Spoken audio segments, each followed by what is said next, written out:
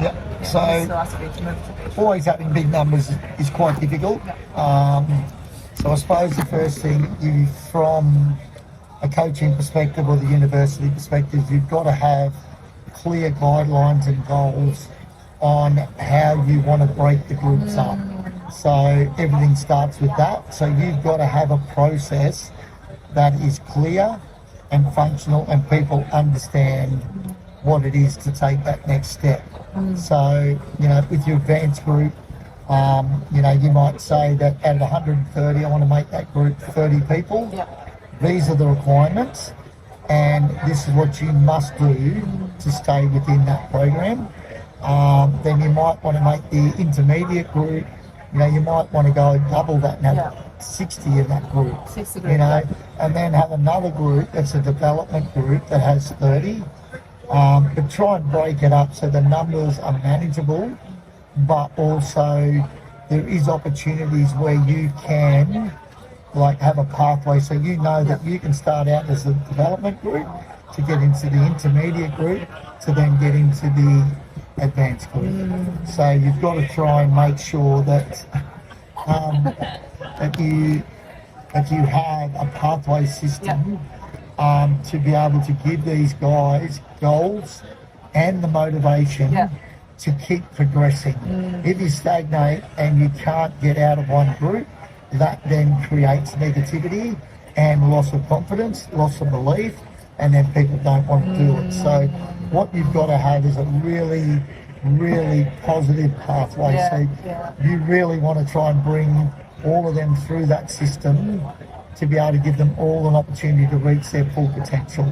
So, by first up creating clear guidelines, creating goals for each group, having guidelines for each group, but then also understanding what it takes to progress from group to group, really sets everyone up to then be motivated, be confident, and know exactly what they have to do. And I think that's the biggest thing, is if people understand what they have to do, then all of a sudden it makes their job easier.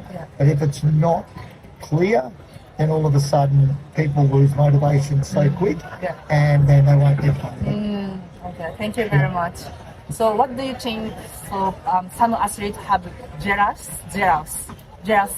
Oh, jealous? Yeah.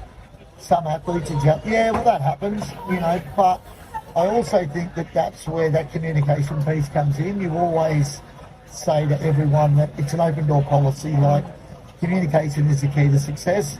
Anyone has issues or problems, to come and communicate, come and talk, and you can then talk them through whys and the hows.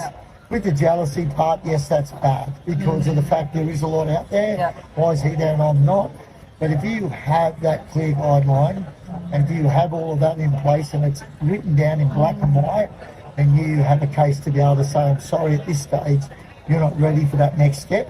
But then you've also got to give them feedback on how they can improve.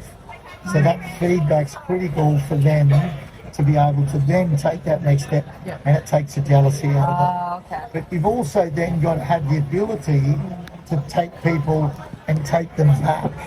So if you're in the advanced group and you're not doing what is required of you to be in that, sometimes you can be moved back to make sure that you then have to work on these things before you can come back up. So it's a policy of working both ways. You can be moved up, you can also be moved down due to lack of commitment, due to lack of work, or not doing the right thing by what you're trying to do, because those people will drag the rest of that squad down or that group down. If you've got a bad egg in a group, all of a sudden they're going to get 2 or 3 people, 4 people, 10 people, 20 people, and drag down what you're actually trying to do. So you've got to make sure you have the ability to move down. Okay, thank you very much. It's a very important message for all athletes. Thank you very much.